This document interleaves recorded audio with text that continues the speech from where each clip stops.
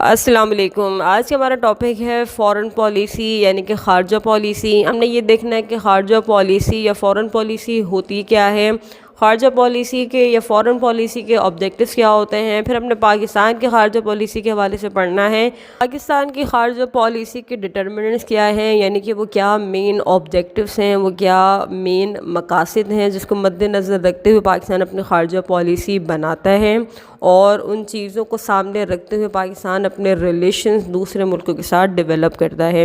اس کے علاوہ پھر ہم نے پاکستان کی خارجہ پالیسی کے فیچرز دیکھنے ہیں، یعنی ہمیں پاکستان کے خارجہ پالیسی میں کیا کیا چیزیں نظر آتی ہیں، کیا کیا مین پوائنٹس نظر آتے ہیں۔ سب سے پہلے بات کرتے ہیں فارن پالیسی کے حوالے سے۔ خارجہ پالیسی کیا ہے، فارن پالیسی کیا ہے؟ جس طریقے سے ایک انسان دنیا میں تنہا نہیں رہ سکتا، ہر انسان کو دوسرے انسان کی ضرورت ہوتی ہے اپنی دنیا کی ضروریات کو پورا کرنے کے لیے اور اپنے مقاصد کو اچیو کرنے کے لیے ہمیں ہمیشہ دوسرے انسانوں کی ضرورت ہوتی ہے۔ اسی طریقے سے صورتحال ملکوں کے ساتھ بھی ہیں، یعنی کہ ریاستوں کے ساتھ بھی ہیں۔ دنیا میں کوئی بھی ملک ایسا نہیں ہے جو تنہا رہ سکے، دنیا کے ہر ملک کو دوسرے ملک کی ضرورت ہوتی ہے، ہر ریاست کو دوسرے ریاست کی ضرورت ہوتی ہے اپنی ضروریات پوری کرنے کے لیے اور اپنے نیشنل انٹرسٹ کو اچیو کرنے کے لیے۔ تو جب دو کنٹریز اپنے درمیان ریلیشنز کو ڈیولپ کرتے ہیں تو وہ ایک دوسرے کی political, social, economical, geographical condition اور نیڈ کو دیکھتے ہوئے ریلیشنز کو ڈیولپ کرتے ہیں اور کچھ پالیسیز ذہن میں رکھتے ہوئے ایک دوسرے کے ساتھ ریلیشنز کو بڑھاتے ہیں۔ تو یہ جو پالیسیز ہوتی ہیں دو ملکوں کے ریلیشنز کے حوالے سے، یہ کہلاتی ہے فارن پالیسی۔ دنیا کا ہر ملک اپنی پالیسیز کلیئر کر دیتا ہے کہ یہ کچھ پوائنٹس ہیں، یہ کچھ ڈٹرمنٹس ہیں جس کی بنیاد پر وہ اپنے ریلیشنز دوسرے ملکوں کے ساتھ بناتا ہے، اور دوسری کنٹری جب اس کے ساتھ ریلیشنز کو ڈیولپ کرتی ہے تو اس ملک کی فارن پالیسیز کو مد نظر رکھتے ہوئے اس کنٹری کے ساتھ ریلیشنز کو ڈیولپ کرتی ہے۔ اگر فارن پالیسی کے آبجیکٹیوز کی بات کریں تو ایک چیز کلیئر ہے، اور وہ یہ ہے کہ دنیا کا ہر ملک جب بھی اپنی فارن پالیسی کو ڈیزائن کرتا ہے یا پھر اپنی فارن پالیسی کے اصول کو متعین کرتا ہے تو ایک چیز ہمیں خاص نظر آتی ہے، اور وہ ہے نیشنل انٹرسٹ۔ دنیا کا ہر ملک جب بھی کسی ملک کے ساتھ ریلیشنز کو ڈیولپ کرتا ہے تو وہ بس یہ دیکھتا ہے کہ اس کا انٹرسٹ کہاں پر ہے، اس کا انٹرسٹ کہاں پر پورا ہو رہا ہے، نیشنل انٹرسٹ اس کا کہاں پر اچیو ہو رہا ہے۔ سیکنڈ چیز جو ہمیں نظر آتی فارن پالیسی میں وہ ہے آئیڈیولوجیکل بیسس۔ اگر ایک ملک نظریے کی بنیاد پر بنا ہے، کسی نظریے کو اہمیت دیتا ہے، تو وہ ملک اپنی فارن پالیسی کے اصول کو متعین کرتے ہوئے اپنی نظریاتی عوامل کو بھی مد نظر رکھے گا، اپنی نظریاتی سوچ کو بھی مد نظر رکھے گا۔ پاکستان ایک اسلامی ملک ہے، تو پاکستان جب بھی اپنی فارن پالیسی کے اصول کو متعین کرتا ہے، اپنی فارن پالیسی کے اصول کو ڈیزائن کرتا ہے تو اپنے نظریاتی بیسس کو نہیں بولتا ہے۔ تیسری چیز جو ہمیں کسی بھی ملک کی فارن پالیسی میں نظر آتی ہے وہ ہے نیشنل سیکیورٹی اور ٹیریٹوریل انٹیگریٹی۔ یعنی اگر ہم اپنے ریلیشن کسی ملک کے ساتھ ڈیولپ کر رہے ہیں تو ہمیں یہ نہیں خطرہ ہونا چاہیے کہ اس ملک کے ساتھ ریلیشن ڈیولپ کرنے کے بعد ہماری سیکیورٹی خطرے میں آ جائے گی، یا اگر وہ ملک پاورفل ہے تو ہم پر اٹیک کر لے گا یا ہمارے کسی علاقے کو قبضہ کر لے گا۔ تو جب بھی ہم اپنے فارن پالیسی کے اصول کو بناتے ہیں تو نیشنل انٹرسٹ، آئیڈیولوجیکل بیسس کے ساتھ ساتھ ہم اس چیز کا بھی خیال رکھتے ہیں کہ اس ملک کے ساتھ ریلیشن ہماری سیکیورٹی کے لیے خطرہ نہیں بنے گی، ہماری ٹیریٹوریل انٹیگریٹی کے لیے، ہماری سوورینٹی کے لیے کسی قسم کا کوئی خطرہ نہیں بنے گی۔ جیسے کہ اگر پاکستان اپنے تعلقات انڈیا سے ڈیولپ کرتا ہے تو پاکستان کبھی بھی یہ نہیں چاہے گا کہ انڈیا کے ساتھ تعلقات یا انڈیا کے ساتھ فارن ریلیشنز کی وجہ سے پاکستان کی سیکیورٹی میں کسی قسم کا کوئی حرج آئے۔ تو پالیسی تو ہم بنا لیتے ہیں، ریلیشنز ہم بنا لیتے ہیں، لیکن اپنی سوورینٹی کے لیے، اپنی نیشنل انٹیگریشن کے لیے اور اپنی نیشنل سیکیورٹی کے لیے کبھی کسی بھی قسم کا کمپرومائز نہیں کرتے ہیں۔ فارن پالیسی کو سمجھنے کے بعد ہمارا اگلا ٹاپک ہے کہ پاکستان کی خارجہ پالیسی کے متعین کردہ عوامل کون سے ہیں، یعنی کہ وہ کون سے ڈٹرمننٹس ہیں جس کو پاکستان مد نظر رکھتا ہے جب اپنی فارن پالیسی کو بناتا ہے یا پھر کلیئر کرتا ہے۔ سب سے پہلا عوامل ہے، سب سے پہلا ڈٹرمننٹ جو ہمارے سامنے ہے وہ ہے نظریاتی عوامل، یعنی کہ آئیڈیولوجیکل ڈٹرمننٹ۔ اس کا مطلب یہ ہے کہ پاکستان ایک نظریاتی ملک ہے، جیسے ہم نے پہلے بات کی تھی کہ پاکستان کی بنیاد چونکہ اسلام پر بنی ہے، اسلام کے نام پر یہ ملک تخلیق ہوا ہے، تو پاکستان اپنے یہ ریلیجس ڈیوٹی سمجھتا ہے، اپنی یہ مذہبی ذمہ داری سمجھتا ہے کہ پاکستان اپنے ریلیشن تمام اسلامک کنٹریز کے ساتھ بہتر بنائیں۔ جب بھی کسی مسلم کنٹری میں کسی قسم کا کوئی حملہ ہو، کوئی اٹیک ہو یا کوئی جنگ مسلط کی جائے تو پاکستان اس کا بھرپور ساتھ دے۔ حالیہ ارمینہ آذربائیجان کی جنگ میں پاکستان نے آذربائیجان کا سپورٹ کیا تھا۔ دوسری وجوہات کے علاوہ ایک وجہ یہ بھی تھی کہ آذربائیجان ایک مسلم کنٹری ہے۔ اسی طریقے سے پاکستان اور بھارت کے درمیان جو سب سے بڑا ایشو ہے وہ کشمیر کا ایشو ہے۔ پاکستان کشمیر کے لیے اس لیے آواز نہیں اٹھاتا کہ وہاں کے لوگ پاکستان کے ساتھ رہنا چاہتے ہیں، بلکہ جو بیسک ریزن ہے کشمیر کو سپورٹ کرنے کا وہ یہ ہے کہ وہاں پر میجورٹی مسلمانوں کی ہے۔ اسی طریقے سے اسرائیل اور فلسطین کے مسئلے پر بھی پاکستان نے ہمیشہ فلسطین کا ساتھ دیا۔ اسی طریقے سے اس وقت شام کے بگڑتی ہوئی صورتحال میں بھی پاکستان کے یہی موقف رہا ہے کہ شام کے معاملات انٹرنیشنل کمیونٹی فوری طور پر حل کروائے۔ سیکنڈ ڈٹرمننٹ یا سیکنڈ عوامل جو پاکستان کی خارجہ پالیسی میں نظر آتا ہے وہ ہے قومی مفاد۔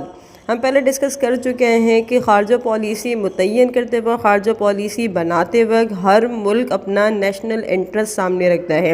پاکستان کی خارجہ پالیسی ہر دور میں جس طریقے سے بدلی ہے اس میں ایک چیز نمایاں نظر آتی ہے کہ پاکستان نے ہمیشہ اپنے قومی مفاد کو ترجیح دی ہے، ہمیشہ اپنے نیشنل انٹرسٹ کو سامنے رکھا ہے۔ پاکستان کو ایٹمی منصوبے پر کام کرنا تھا، پاکستان اس کے لیے کسی کے دباؤ میں نہیں آیا۔ پاکستان کو انڈیا کی جارحیت سے باہر نکلنا تھا، پاکستان سیٹو اور سینٹو کا ممبر بنا۔ اسی طریقے سے چائنا کے ساتھ تعلقات پاکستان کے حق میں تھے، پاکستان کے مفاد میں تھے، تو پاکستان نے چائنا کے ساتھ بہترین تعلقات کو ڈیولپ کیا۔ پاکستان نے ہمیشہ دنیا کی بڑی طاقتوں کے ساتھ بہتر ریلیشنز کو ڈیولپ کیا۔ تیسری چیز میں پاکستان کی خارجہ پالیسی میں نظر آتی ہے وہ یہ ہے کہ پاکستان نے جب بھی اپنی خارجہ پالیسی بنائی ہے ہمیشہ اپنے فائنینشیل انٹرسٹ کو، ہمیشہ اپنے اکنامک انٹرسٹ کو مد نظر رکھا ہے۔ ریاستوں کی خارجہ پالیسی میں جو چیز ہمیں سب سے زیادہ نظر آتی ہے، جو چیز سب سے زیادہ پرومیننٹ ہوتی ہے وہ ریاستوں کا اکنامک انٹرسٹ ہے۔ اوبویسلی ریاست اس وقت تک اچھی نہیں چلے گی جب تک اکنامکلی وہ اسٹیبل نہ ہو، تو ریاستیں ہمیشہ خارجہ پالیسی میں اکنامک انٹرسٹ کو ٹاپ پر رکھتی ہیں۔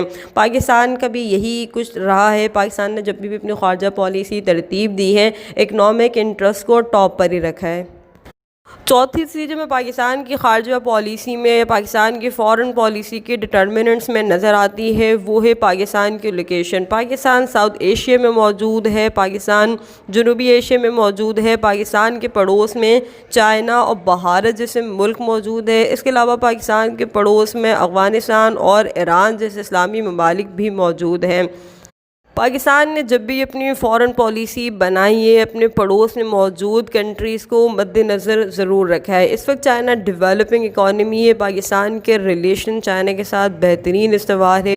سی پے یعنی چائنا پاکستان اکنامک کوریڈور جیسا بڑا منصوبہ ہم نے چائنا کے ساتھ قائم کیا۔ چائنا کے ریلیشن انڈیا کے ساتھ خراب ہے، پاکستان کے ریلیشن بھی انڈیا کے ساتھ کچھ زیادہ بہتر نہیں ہے۔ یہ وجہ ہے کہ انڈیا کے تھریٹ کو کاؤنٹر کرنے کے لیے پاکستان چائنا کے ساتھ بہترین ریلیشنز کو قائم کیے ہوئے ہیں۔ اسی طریقے سے پاکستان کا چائنا کے ساتھ اکنامک انٹرسٹ بھی ہے، یہی وجہ ہے کہ دونوں ممالک اچھے ریلیشنز بنائے ہوئے ہیں۔ دوسری طرف ہمارے پڑوس میں بھارت ہے۔ پاکستان اور بھارت کے درمیان سب سے بڑا ایشو کشمیر کا ہے۔ پاکستان انڈیا کے ساتھ بہترین تعلقات کی خواہش رکھتا ہے، لیکن پاکستان انڈیا کے ساتھ تعلقات اس بنا پر اچھے نہیں بنائے گا کہ وہ کشمیر کے لوگوں پر ظلم کریں۔ پاکستان نے کشمیر کے مسئلے کو ہمیشہ فوکس دیے، ہمیشہ ہر پلیٹ فارم پر کشمیر کے مسئلے کو اجاگر کیا ہے۔ پاکستان اور انڈیا کے درمیان اگر تعلقات بہتر ہوتا ہے تو دونوں ملکوں کی اکانومی کو کافی فائدہ ہوگا، لیکن پاکستان کبھی بھی کشمیر کے مسئلے کو پس پش نہیں ڈالے گا۔ اسی طریقے سے پاکستان کے پڑوس میں ایران موجود ہے، ایران اور سعودی عرب کی نہیں بنتی ہے۔ پاکستان کے ریلیشن سعودی عرب سے بھی بہتر ہے اور پاکستان کے ریلیشن ایران کے ساتھ بھی بہترین ہے۔ ایران کے ساتھ تعلقات پاکستان کے لیے صرف اس لیے اچھے نہیں ہے کہ ایران ایک مسلم کنٹری ہے، ایران پاکستان کے پڑوس میں موجود ہے۔ یہی وجہ ہے کہ پاکستان سعودی عرب اور ایران کے درمیان ہونے والی کشمکش میں کسی ایک ملک کا ساتھ نہیں دیتا، بلکہ پاکستان نے ایک نیوٹرل پالیسی اپنائی ہوئی ہے جس کے مطابق پاکستان سعودی عرب سے بھی بہترین تعلقات ڈیولپ کرنا چاہتا ہے اور ساتھ ساتھ پاکستان ایران کے ساتھ بھی بہترین ریلیشنز کو قائم رکھنا چاہتا ہے۔ پاکستان کے پڑوس میں افغانستان موجود ہے، اور افغانستان دنیا کا ایسا ملک ہے جہاں کئی عرصے سے جنگ چل رہی ہے۔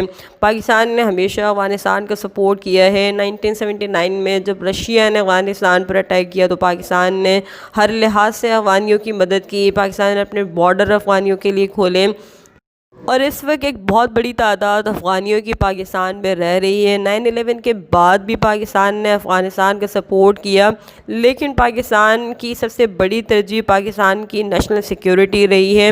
وار اینڈ ٹیرر میں پاکستان بھی اپنا بہت کچھ کھو چکا ہے، تو پاکستان کی خارجہ پالیسی افغانستان کے لیے اچھی رہی ہے، لیکن پاکستان نے ساتھ ساتھ اپنی نیشنل سیکیورٹی کا بھی خیال رکھا ہے۔